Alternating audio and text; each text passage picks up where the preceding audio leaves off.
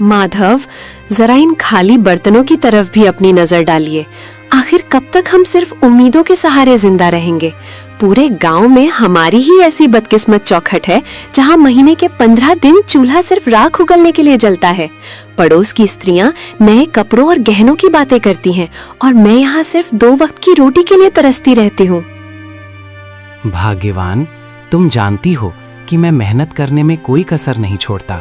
सुबह सूरज निकलने से पहले जंगल जाता हूँ और शाम ढले भारी बोझ उठाकर लौटता हूँ।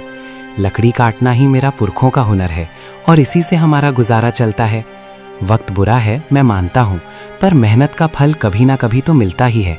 तुम चिंता मत करो, मैं आज जंगल के उस हिस्से में जाऊंगा जहाँ की लकड़ियाँ शहर के बाजार में ऊंचे दामों पर बिकती हैं। बस तुम थोड़ा धैर्य रखो, भगवान सब ठीक कर देगा। धैर्य? पिछले 10 सालों से मैं धैर्य का ही घूंट पीकर जी रही हूँ माधव।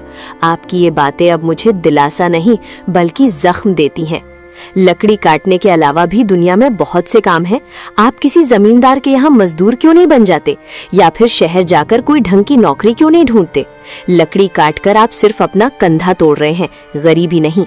मैं अब इस भूख को बर्दाश्त नहीं कर सकती। मुझे बस इतना चाहिए कि कम से कम हम दोनों रात को चैन की नींद सो सके, बिना इस डर के कि कल सुबह क्या खाएंगे।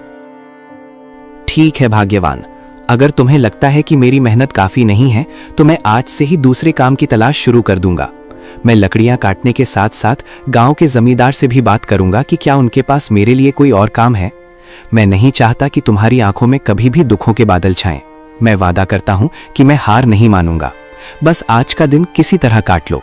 शाम को जब मैं लौटूंगा तो शायद कोई अच्छी खबर लेकर आऊं। अब मुस्कुरा दो, तुम्हारी मुस्कान ही मेरी असली पूंजी है। तभी अचानक दरवाजे पर हल्की सी दस्तक हुई। केशव उठा और बाहर गया। दरवाजे पर एक बूढ़ा साधु खड़ा था। चेहरा शांत, आंखें तेजस्वी, लेकिन शरीर बेहद कमजोर। बेटा, क्या इस प्यासे राही को थोड़ा सा शीतल जल मिल सकता है? मैं मीलों का सफर तय करके आ रहा हूं और अब मेरी देह मेरा साथ नहीं दे रही। कंठ सूख गया है और पैरों में छाले पड़ गए हैं। अगर तुम्हारे पास थोड़ा सा अन्न भी हो तो इस बूढ़े को दान कर दो। मुझे किसी राजसी भोग की इच्छा नहीं है, बस एक निवाला मिल जाए ताकि मैं अपनी यात्रा जारी रख सकूं। ईश्वर तुम्हारी इस सेवा को स्वीकार करेगा और तुम्हारे घर के भंडार हमेशा भरे रहेंगे। प्रणाम महात्मा जी, आपका मेरे द्वार पर आना मेरा सौभाग्य है, लेकिन मैं आपको किस मुंह से बताऊं कि मेरे पास आपको खिलाने के लिए एक दाना भी नहीं है। हम खुद पिछले कल से भूखे हैं। मेरी कुटिया में केवल खाली बर्तन और गरीबी का डेरा है। लेकिन हाँ, मैं आपको प्यासा नहीं जाने दूंगा। मैं अभी अंदर से ठंडा जल लेकर आता हूँ। भोजन न दे पाने का मुझे बहुत दुख है, कृपया मुझे क्षमा कर दीजिएगा। पुत्र, दुखी मत हो। दान देने के लिए धन की नहीं, मन की जरूरत होती है। तुम्हारी आंखों में जो करुणा है वो किसी भी 56 भोग से कहीं अधिक तृप्ति देने वाली है। तुम जल ले आओ, वही मेरे लिए अमृत के समान होगा। इंसान की असलियत उसके अभाव में ही पता चलती है, और तुमने अभाव में होकर भी अतिथि सत्कार का धर्म निभाया है। जाओ बेटा, जल ले आओ। मैं यहीं तुम्हारी प्रतीक्षा कर रहा हूं। तुम्हारी सादगी ने मेरा मन जीत लिया है। माधव ने जैसे ही योगी को जल पिलाया, योगी का चेहरा चमक उठा। उन्होंने प्रसन्न होकर माधव को आशीर्वाद दिया। माधव, तुम्हारी सेवा भावना से मैं अत्यंत प्रसन्न हूं। मैं तुम्हें 3 ऐसे वरदान देता हूं जो साधारण मनुष्यों की पहुंच से बाहर हैं। तुम जो भी मांगोगे वो सच हो जाएगा। अपनी पहली इच्छा बताओ पुत्र, लेकिन याद रहे, वरदान का उपयोग सोच समझ कर करना। धन, वैभव, आयु या शक्ति, तुम कुछ भी मांग सकते हो।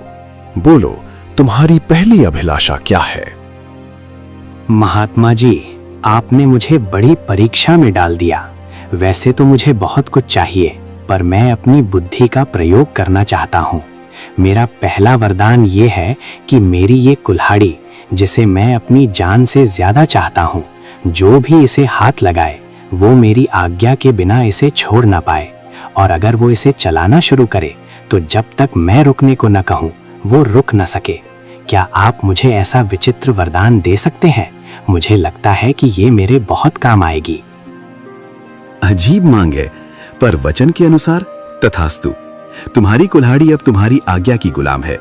अब बिना समय गवाए अपनी दूसरी इच्छा प्रकट करो। याद रखना, तुम्हारे पास केवल 2 और मौके बचे हैं। क्या तुम्हें सोने की खदानें चाहिए या फिर कोई ऐसा महल जो बादलों को छूता हो? संसार की हर सुख सुविधा तुम्हारे कदमों में हो सकती है। बस एक बार अपने मन की बात कहो और चमत्कार देखो। महाराज, दूसरी इच्छा के लिए मैं इस पुरानी लकड़ी की कुर्सी को चुनता हूँ। मैं चाहता हूँ कि जो कोई भी इस कुर्सी पर एक बार बैठ जाए, वो मेरी अनुमति के बिना यहाँ से हिल तक न सके। वो इस कुर्सी से ऐसा चिपक जाए जैसे पत्थर पर लकीर। चाहे कोई कितना भी बलवान क्यों ना हो, मेरी मर्जी के बिना उसका उठना नामुमकिन हो जाए। बस यही मेरी दूसरी विनती है। मुझे विश्वास है कि आप मेरी इस इच्छा को भी पूरा करेंगे। तुम्हारी सोच किसी आम आदमी जैसी नहीं है माधव। ये वरदान भी तुम्हें दिया। अब आखिरी और तीसरी इच्छा की बारी है। सोच लो, क्या तुम अपनी गरीबी हमेशा के लिए खत्म नहीं करना चाहोगे? क्या तुम्हें अपने लिए लंबी आयु यानी रोगी काया नहीं चाहिए? ये अंतिम अवसर है। इसके बाद मैं अदृश्य हो जाऊंगा और फिर कभी नहीं मिलूंगा। अपनी तीसरी इच्छा मांगो और अपने भाग्य का फैसला खुद करो। महात्मा जी, तीसरी इच्छा के रूप में मैं चाहता हूँ कि मेरा ये जो चमड़े का पुराना थैला है, इसके भीतर मैं जो कुछ भी डाल दूं, चाहे वो कोई वस्तु हो, सोना हो या कोई जीवित प्राणी, उसे मेरे अलावा कोई और बाहर न निकाल सके। वो उस थैले की गहराई में तब तक कैद रहे जब तक मैं खुद उसे आजाद न करूं। यही मेरी अंतिम मांग है। तुम्हारी सोच किसी आम आदमी जैसी नहीं है माधव। विचित्र मांगे हैं, पर वचन के अनुसार तथास्तु। तुम्हारी तीनों मांगे पूरी हुई। याद रखना, वरदान तभी काम आते हैं जब उनका उपयोग सही समय पर हो।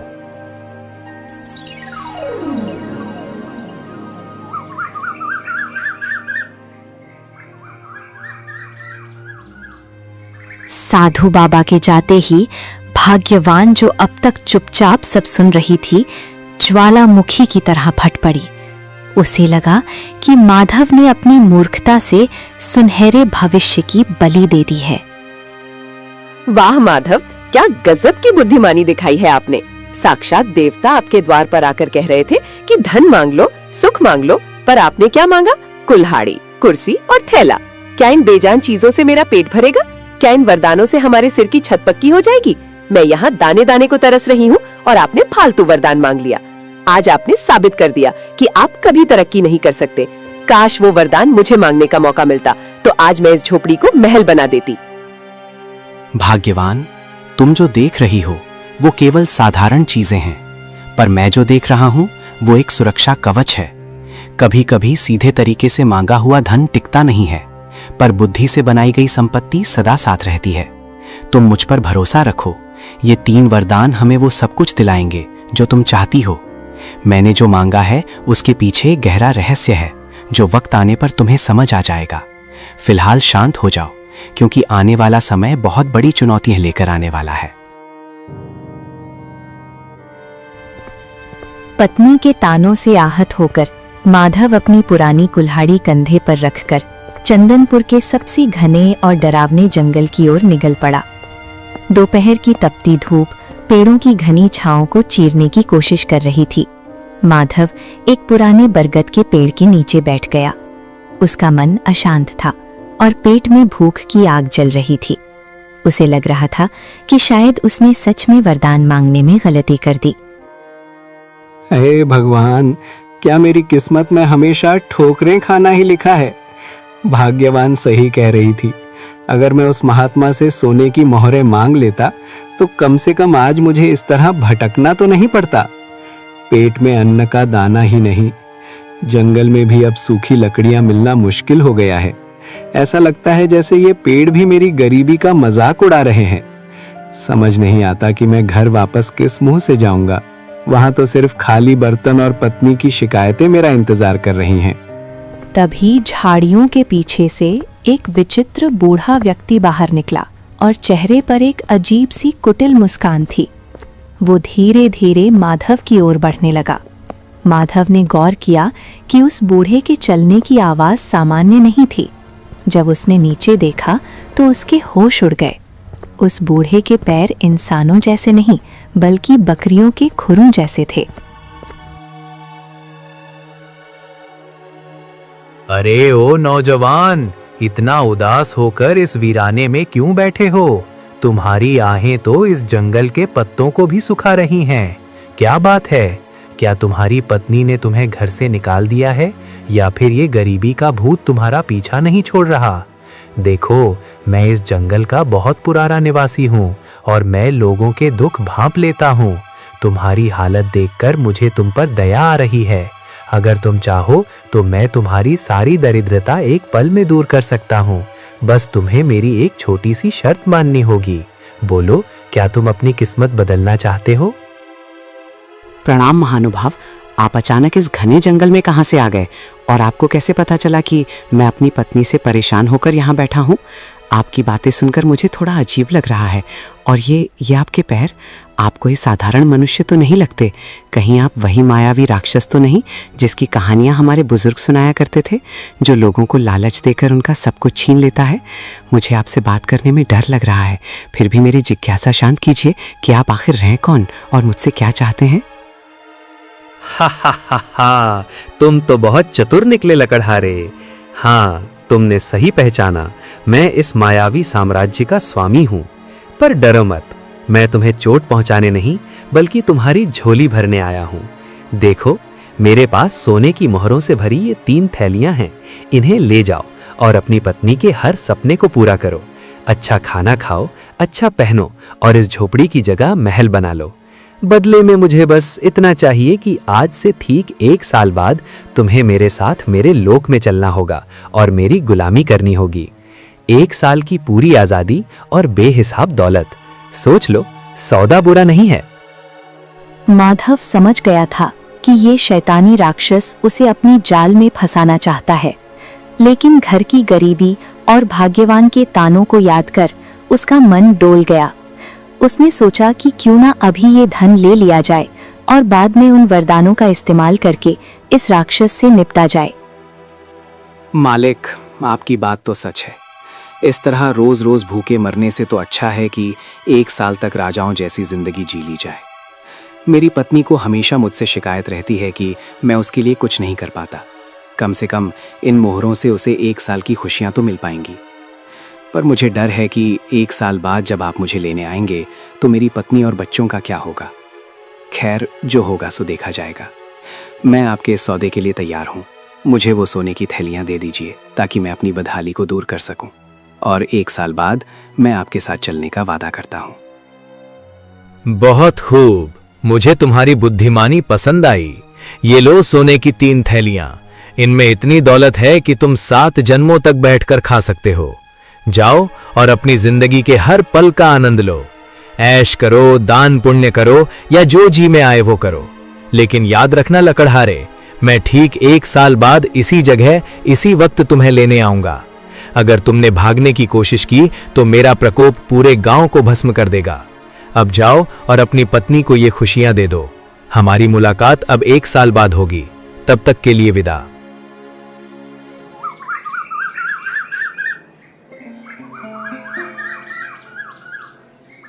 माधव भारी मन और भारी थैलियों के साथ घर लौटा। उसने रास्ते से ढेर सारी मिठाइयाँ, फल, मछली और नए कपड़े खरीदे। भाग्यवान, ओ भाग्यवान, देखो मैं तुम्हारे लिए क्या लाया हूँ। अब तुम्हें कभी भूखा नहीं सोना पड़ेगा और ना ही उन फटे हुए कपड़ों में रहना होगा। देखो, मैं बाजार से तुम्हारे लिए रेशमी वस्त्र और सबसे बढ़िया पकवान लाया हूँ। और ये देखो, सोने की मोहरों से भरी थैलियाँ। अब हम इस पुरानी कुटिया को तोड़कर एक आलीशान मकान बनाएंगे। पूरे चंदनपुर में हमारे जैसा अमीर कोई नहीं होगा। अब मुस्कुराओ और अपनी इस नाराजगी को छोड़ दो, क्योंकि तुम्हारे पति ने तुम्हारी सारी इच्छाएं पूरी करने का रास्ता ढूंढ लिया है। अरे, ये सब क्या है माधव? सुबह तो आपके पास एक कौड़ी नहीं थी और अभी दोपहर ढलते ही आप सोने की थैलियां लेकर आ गए। क्या आपने कहीं चोरी की है या किसी का खून किया है? इतने सारे पैसे आपको भला कौन दे सकता है? और ये मिठाइयाँ, ये कपड़े, मेरा तो सिर चकरा रहा है। मुझे सच सच बताइए कि ये धन कहाँ से आया है? कहीं ऐसा ना हो कि इन सुखों के बदले हमें कोई बहुत बड़ी कीमत चुकानी पड़े। मुझे आपकी आंखों में वो खुशी नहीं दिख रही जो इतनी दौलत मिलने पर होनी चाहिए। आप कुछ छुपा रहे हैं ना? भाग्यवान, तुम बहुत सवाल पूछती हो। मैंने कोई चोरी नहीं की है। मुझे जंगल में एक बहुत बड़ा काम मिला है जिसके लिए मालिक ने मुझे ये पेशगी दी है। उन्होंने कहा है कि मैं 1 साल तक आराम करूं और फिर उनके काम पर लौटूं। बस तुम इतना समझ लो कि अब हमारे अच्छे दिन आ गए हैं। आने वाले 1 साल में हम वो सब करेंगे जो हमने कभी सोचा भी नहीं था। जो भविष्य में होगा उसकी चिंता आज क्यों करना? अभी तो बस इस भोजन का आनंद लो और अपनी खुशियां मनाओ। बाकी सब मुझ पर छोड़ दो। भाग्यवान खुश तो थी, पर उसके मन के किसी कोने में एक अनजाना डर बैठ गया था। समय अपनी गति से चलता रहा। माधव, आज साल का आखिरी दिन है और आप सुबह से पागलों की तरह इस पुरानी कुल्हाड़ी को क्यों घूर रहे हैं? हमारे पास अब सोने की कमी नहीं है, फिर भी आप इस फटी पुरानी कुल्हाड़ी और लकड़ी की बेकार कुर्सी को अपनी जान से ज्यादा संभाल कर रखते हैं। मुझे सच सच बताइए, वो मालिक कौन है जिसने आपको इतना धन दिया और आज वो आपको कहाँ ले जाने वाला है? आपकी चुप्पी मुझे अंदर ही अंदर खाई जा रही है। क्या हम हमेशा के लिए जुदा होने वाले हैं? अगर ऐसा है तो मुझे ये धन दौलत नहीं चाहिए, मुझे बस अपने पति का साथ चाहिए। क्या आप मुझ पर इतना भी भरोसा नहीं करते कि अपनी परेशानी मुझे बता सके? भाग्यवान, तुम व्यर्थ ही घबरा रही हो। मैंने तुम्हें पहले भी कहा था कि वक्त आने पर सब पता चल जाएगा। आज वो घड़ी आ गई है। जो धन हम पिछले 1 साल से इस्तेमाल कर रहे हैं वो कोई साधारण धन नहीं था। उसे पाने के लिए मैंने अपनी जान का सौदा किया है। लेकिन घबराओ मत, मैंने उस महात्मा से जो 3 वरदान मांगे थे वो आज हमारी रक्षा करेंगे। तुम बस इतना करो कि जब वो अतिथि यहाँ आए तो तुम घर के अंदर रहना और चाहे जो हो जाए बाहर मत आना। आज मैं दिखा दूंगा कि एक साधारण इंसान की बुद्धि बड़े से बड़े मायावी को कैसे परास्त कर सकती है। बस मुझ पर विश्वास रखो और प्रार्थना करो। वो बूढ़ा आदमी अब अपने असली रूप में था, एक भीमकाय राक्षस जिसकी लंबी सींगें थीं और आंखों से अंगारे बरस रहे थे। लकड़हारे, समय समाप्त हुआ।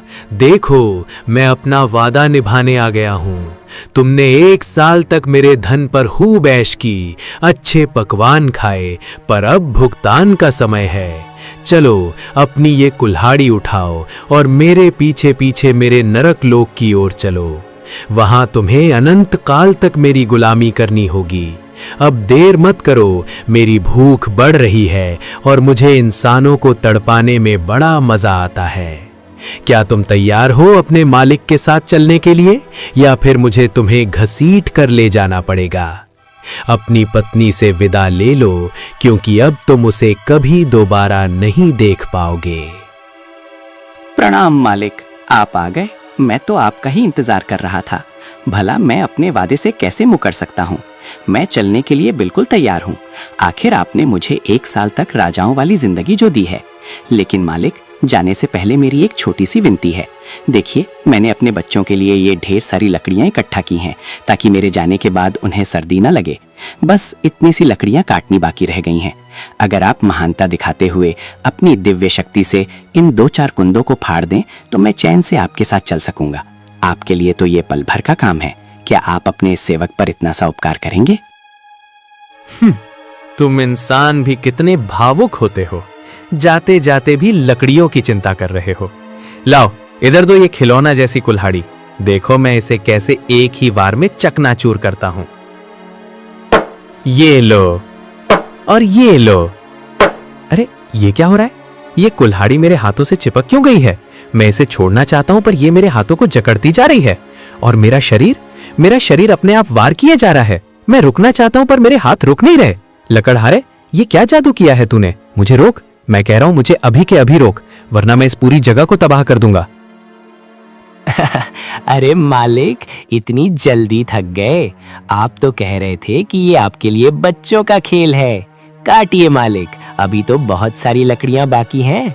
आप शायद भूल गए, इस कुल्हाड़ी को जो भी पकड़ता है वो मेरी आज्ञा के बिना इसे छोड़ नहीं सकता, और जब तक मैं ना कहूँ वो रुक भी नहीं सकता। अब काटते रहिए लकड़ियाँ पूरी रात। मुझे तो अब नींद न रही है, मैं जाकर थोड़ा आराम करता हूँ। जब आप थक कर चूर हो जाए और आपकी हड्डियाँ जवाब देने लगे तब मुझे पुकारिएगा। तब तक इस मुफ्त की मजदूरी का आनंद लीजिए, महाबली राक्षस राज। माधव, बेटा माधव, मुझे बचा ले, मैं हार गया। तुम्हारी बुद्धि के आगे मेरी माया फेल हो गई। मेरे हाथ अब फटने वाले हैं, मेरा दम घुट रहा है। कृपया मुझे इस कुल्हाड़ी के चंगुल से आज़ाद कर दो। मैं कसम खाता हूँ कि मैं तुम्हें अभी नहीं ले जाऊँगा। मैं तुम्हें 1 और साल की मोहलत देता हूँ और साथ में 3 और सोने की थैलियाँ भी दूंगा। बस मुझे इस नरक से निकालो। मैं अब एक पल भी ये कुल्हाड़ी नहीं चला सकता। मुझ पर दया करो। अच्छा, तो अब आप रास्ते पर आए। 1 साल की मोहलत और 3 थैलियां? नहीं नहीं मालिक, इतना कम तो मेरी मेहनत का हर्जाना भी नहीं है। अगर आप आजाद होना चाहते हैं तो आपको मुझे 5 थैलियां सोने की मोहरें देनी होंगी और वादा करना होगा कि आप अगले 2 साल तक इधर नजर भी नहीं आएंगे। अगर मंजूर है तो मैं कुल्हाड़ी को रुकने का आदेश दूं। मंजूर है, मुझे सब मंजूर है। 5 क्या, तुम 7 थैलियां ले लो, पर मुझे इस जादुई फंदे से छुड़ाओ। मैं अगले 2 साल तक इस गांव की सीमा में भी कदम नहीं रखूंगा। ये लो तुम्हारी सोने की थैलियां। मैंने अपनी माया से उन्हें तुम्हारे आंगन में प्रकट कर दिया है। अब बस इस कुल्हाड़ी को रुकने को कहो। मेरी शक्ति अब जवाब दे रही है। माधव ने कुल्हाड़ी को रुकने का आदेश दिया।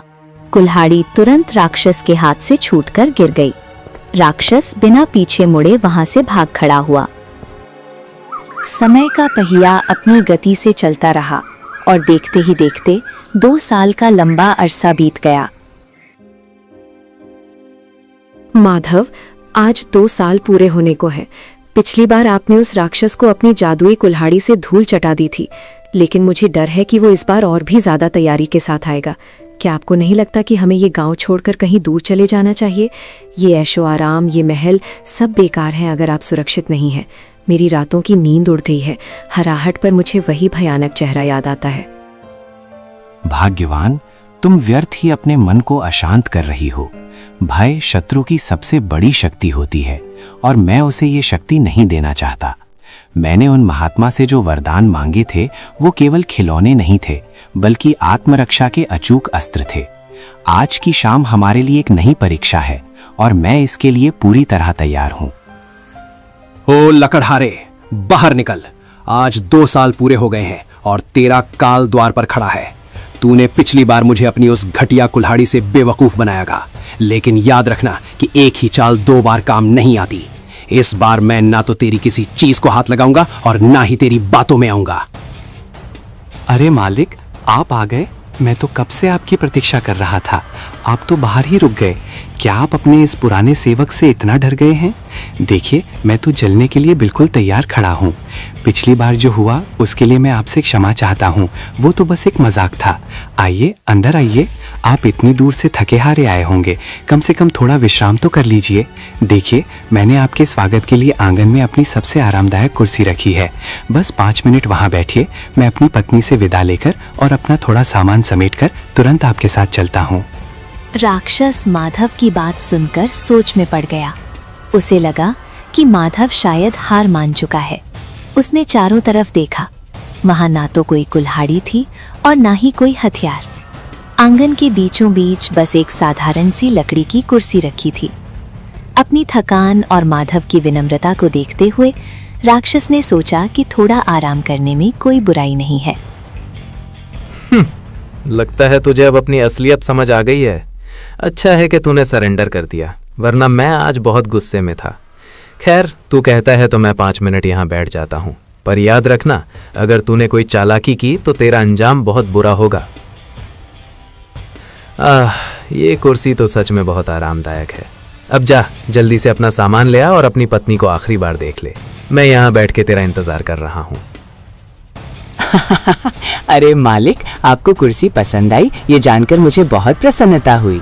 पर क्या आप जानते हैं, ये कुर्सी जितनी आरामदायक बैठने में है, उठने में उतनी ही कष्टदायक है। जरा कोशिश तो कीजिए उठने की। क्या हुआ मालिक, आप तो हटने का नाम ही नहीं ले रहे। लगता है आप मेरी इस तुच्छ कुर्सी के प्यार में पड़ गए हैं। मैंने आपको बताया नहीं था कि जो भी इस कुर्सी पर एक बार विराजमान हो जाता है वो मेरी आज्ञा के बिना यहाँ से हिल तक नहीं सकता। राक्षस ने पूरी ताकत लगा दी। उसने जोर जोर से चिल्लाया और अपनी मायावी शक्तियों का उपयोग किया, पर वो कुर्सी से टस से मस न हुआ। ऐसा लग रहा था जैसे वो कुर्सी का ही एक हिस्सा बन गया हो। वो जितना जोर लगाता कुर्सी उसे उतना ही कसकर जकड़ लेती। हार मानकर वो फिर से गिड़गिड़ाने लगा। माधव, ये तूने फिर से मेरे साथ क्या किया? मुझे छोड़ दे, मैं इस कुर्सी से चिपक गया हूँ, मेरी हड्डियाँ चटक रही हैं। मुझे लगा था तू सुधर गया होगा, पर तू तो पहले से भी ज्यादा खतरनाक निकला। मुझे इस कैद से आजाद कर दे। मैं वादा करता हूँ कि मैं तुझे कभी अपने लोक नहीं ले जाऊंगा।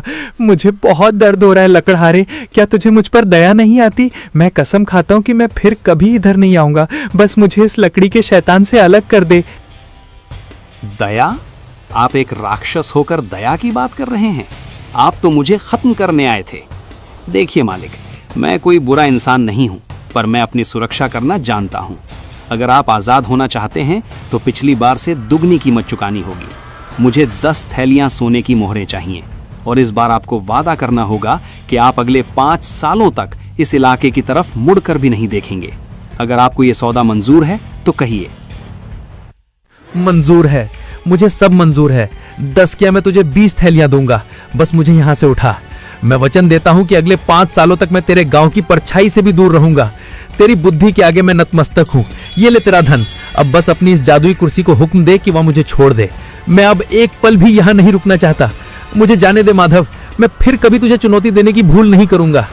माधव ने जैसे ही आजाद कहा, राक्षस स्प्रिंग की तरह कुर्सी से उछला और बिना पीछे देखे भाग निकला।